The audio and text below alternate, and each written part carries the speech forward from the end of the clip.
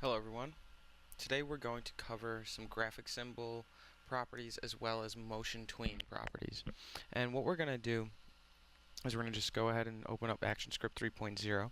And within ActionScript 3.0, I always like to change my stage size to 1280 by 720. And I'm just going to go ahead and center stage and zoom out once. So what I'm going to do today is show you a color change animation, and then later on we're going to just rotate it and we're going to make some modification to that symbol. Symbols themselves are kind of confusing, so we're going to go ahead and begin to just dive right into this. So the first thing I want you to do is go ahead and select an oval, the oval tool, and have any color you want selected, and we're going to simply draw a circle. And within this circle, what I want to do is I want to make this change to a different color every frame. So in order to do that, I can go ahead and do right click, insert keyframe, and now I have two instances of the same frame back to back. Now on the second frame, I'm just going to go ahead and select a different fill color, and I'll go to red, and I'll fill that color in. So now when I go ahead and scrub back, I have a blue circle and a red circle. The other way to insert a blank keyframe is F6. I really like to use keyboard shortcuts. They allow me to work much more quickly and more efficiently, because the faster I can work, the more I can get done in a shorter time period. But I'll go ahead and show you one more time the long way. Right click on your timeline, insert keyframe. From here on out, I'll be using keyboard shortcuts though. So as far as inserting a keyframe, so now I've got three circles. One's blue, one's red, and the last one's red. I'm going to select a different fill color, and I'll choose green this time, and I'll fill it in. And I'm going to press F6 on my keyboard, and I'm going to go to yellow, and I'll press F6, and I'll change it to pink, and F6, that's turquoise, F6, let's see if I can find like a purple, and there we go, F6, and maybe an orange. So now what I have here is an animation. When I play it back, 8 frames, 8 different colors. Now I'm going to go ahead and name this layer, and I'm going to name it color change animation. And the thing about naming your layers, I can't stress enough to name your layers. It makes animating so much easier, especially when you start getting lots and lots of layers. So one of the things from here, what I'm going to do is I'm going to go ahead and I want to convert this to a symbol. Now recently what we've been doing is we've with the labs 1 and 2, we converted it to a symbol. We just kind of selected our object and right clicked and convert to symbol. That won't work this way, because if you notice in my timeline here, I only have one frame selected. So if I were to convert this to a symbol, you'll notice only the first frame is a symbol.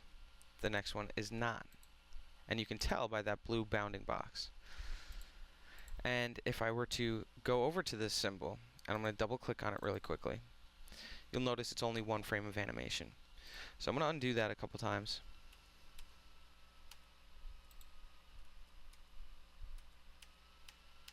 Just to make sure.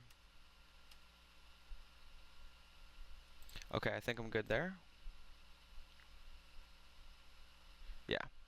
Alright, so back to this point, that will not work because it only highlights one of the frames, which would be really tedious. And if I did that for each frame, it still wouldn't play because it's not within the symbol itself. So what we do is located here in your library. Down here, you have a new symbol.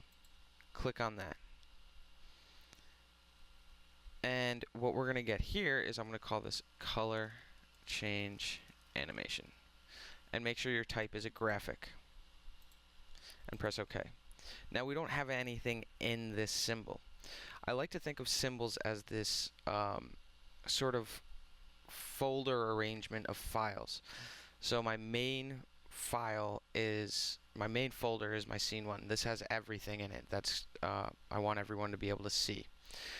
And then from there I have like subfolders of symbols. Now it's confusing to get into it because each symbol has its own timeline, and each scene has its own timeline.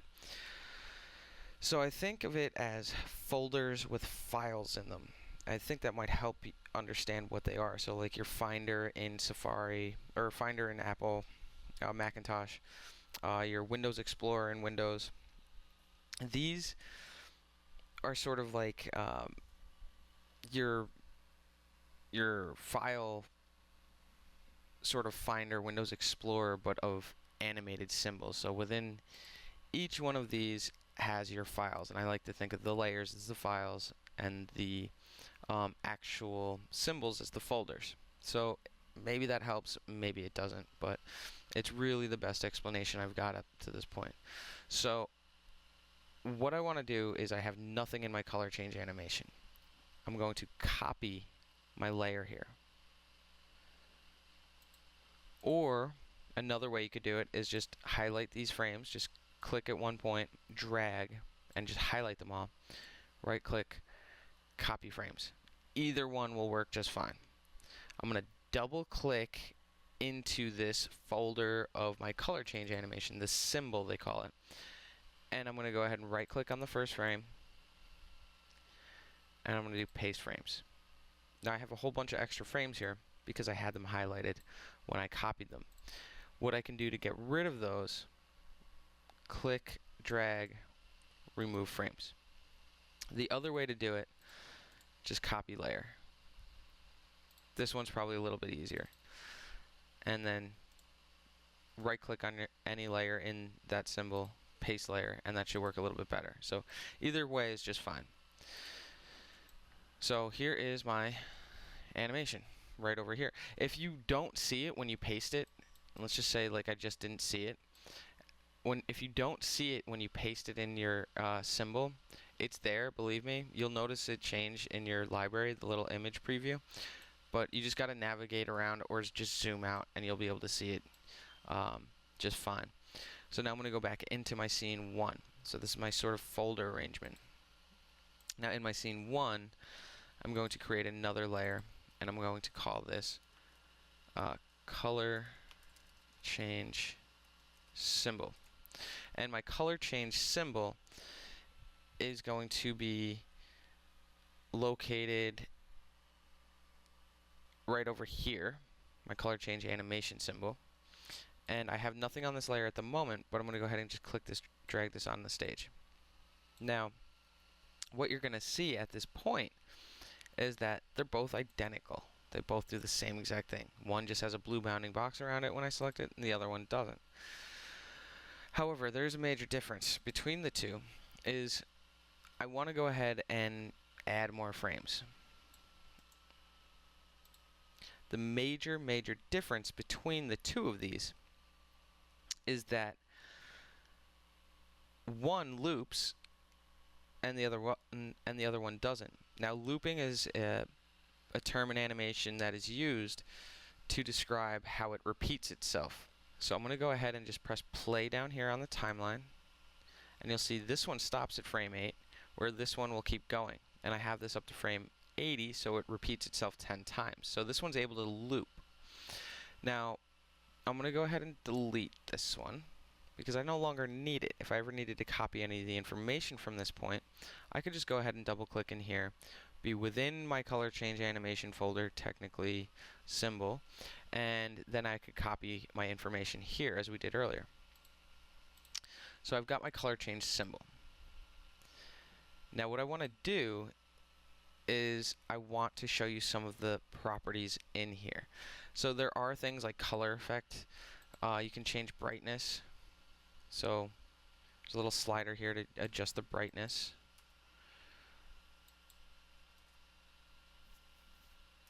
So whatever you want it to do. By default, is it at 50? No. 0. Okay. So then tint, you can adjust the tint, you can slide these things around and make all types of changes to it. Advanced, you can change all these information to change different properties of it. Alpha, you can adjust the opacity or transparency. In Adobe Animate, they call it alpha. And here, located in the looping, what we have is under loop, we have play once and single frame and loop. Now, one of the cool things about this is that I can change this to play once if I only want it to play once, just like it only played once when we had it on the main stage. I could change it to be a single frame and it won't animate at all. It'll just stay at one specific frame. And the other thing is I can do with it, and I just click on it to bring this open. The other thing I can do is I can adjust the first frame. So let's say I want it to be on a single frame. I don't want it to animate but frame 5. And now it's at frame 5 or frame 4. But here's what I want you to do. I want you to click on your symbol. I want you to change it to loop. Make sure it's on loop. And I want you to go ahead and drag 2 more of these onto your stage. These can all be on the same layer. Click and drag. And on the second one, I want you to change the starting frame. Doesn't matter which one. And I want you to do that one more time. And I want you to change the starting frame on this one, the first frame. And I want you to do this at least 3 times. Now I want to go ahead and show you one more thing that's really neat. So a couple more things. So there's 3 things all on the same layer here. Now I don't necessarily always want everything on the same layer. In fact, I never really want anything on the same layer. But I'm going to show you a really cool way in a moment here how to go about changing easily, at least with symbols, to readjust and reorder your layers, and it'll do it for you automatically. So go ahead and just highlight these. Just highlight all 3 of them. Right click and do a distribute to layers. And you'll notice it just distributed all 3 of them to a separate layer, and it the original layer is blank. So I'm going to go ahead and delete that one. And it just takes the name of the symbol. So that's where that name came from. And what I'm going to do is I'm just going to go ahead and change this one to 1, because that's the first frame it plays on. Let me go ahead and show. Oh, no, this one's actually frame 5. And then this one is 3. And this one is 1. So I have my 3 different layers. I just distributed all 3 of them to a different layer. And then I just renamed them just to make it easier for you. So it automatically just took all these layers and put them on their own layers for me, which is awesome. The really long way to do that is to cut and paste. So you would cut something from a layer, create a new layer, paste the layer, paste your whatever it is you're copying onto the new layer. And then there's also a paste in place. So generally you want to do a paste in place too. So It's a lot longer to do that way, whereas this way you can just distribute to layers. Now another thing I want to show you is I want to show you that you can modify your symbols. Just because they're on the stage doesn't mean you can't go back within them and make some changes to the art. So I'm going to go back into my color change animation. I can double click on any one of these. They're all the same instance of each other. So what I'm going to do is I'm going to just double click on any one, doesn't matter which one, and I'm going to create a new layer. And I'm going to call this cross. So what I'm going to do from this point, I'm going to take my line tool, I'm just going to zoom in a little bit, and this doesn't need to be perfect, but I'm going to go ahead and just create a cross. And the next thing I'm going to do is go to my scene 1 and zoom out. You'll notice all 3 now have a cross on it. So I have 3 animations, all starting on a different frame, all animating, and I've now modified them as well. Now the other thing I want to show you is I just want you to go ahead and start to make these have motion tweens on them. So go ahead, just right click, create motion tween, right click, create motion tween. I'm just clicking anywhere on the timeline, making sure I'm on that layer, and I'm creating motion tween. And from here, now we've animated these using the transform tool, the free transform tool, and the selection tool, just changing the position of it. And we've maybe dabbled around with changing the rotation, but I want to show you a better way to change the rotation. So if I go out to like frame 30 and I rotate this, it doesn't even, I changed the rotation this way, but it's actually rotating the other way. So I'm going to go back and show you a better way to rotate something. And what I'm going to do is I'm going to simply, using my selection tool, I'm going to click on my symbol, and excuse me, I'm not going to click on the symbol, I'm going to click on the timeline of the symbol so I can affect my motion tween properties. So in here, the better way to rotate them is I'm going to click on my timeline, and then in here I can adjust the rotate. So I can adjust this to rotate, let's say 3 times. And now when I play this, you'll notice it automatically diamonds it over here. It doesn't do it on the frame that I told it to, it'll do it on the very last frame. And I'm going to go ahead and play it. So now I have 1 rotating. Okay, 1 rotating. So I can go ahead and click on this again. So I have it rotating 3 times. If you wanted to add more rotation to it, this is the amount of times it'll rotate 360 degrees, and this is additional degrees that you would want to add to it for extra rotation. So if you wanted it to rotate an extra 90 degrees. And this will adjust the direction of it. So I can have it rotate 3 times plus 90 degrees clockwise, that's what CW stands for, or counterclockwise. So I set it to counterclockwise, I press play, and there it goes. So I'm going to go ahead and change this. I'm going to have it rotate 2 times. Oops. 2 times at 0 degrees. Press play. Okay. And now I'm going to rotate the one on the far end. And if you remember, you can't just click on the symbol because that'll bring up your properties of the graphic symbol. You need to click on the timeline so that you affect the properties of the motion tween. So I'm going to change this to 2 times and go ahead and play it.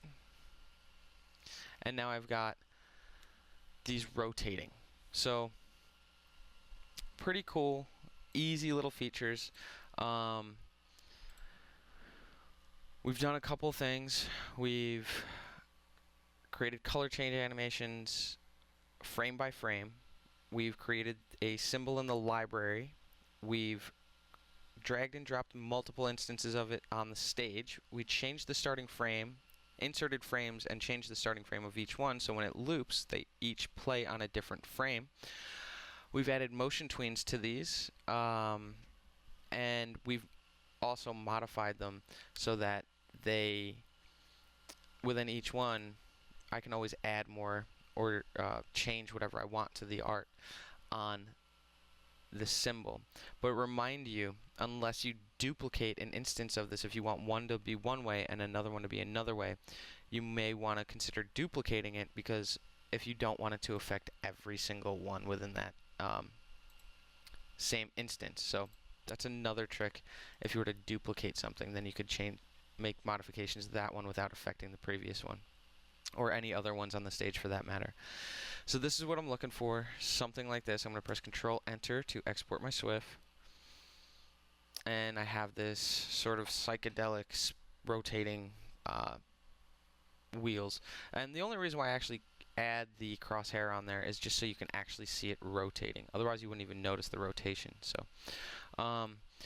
that's all I'm looking for this particular lab. If you have any questions, inbox me, and I hope you enjoyed it.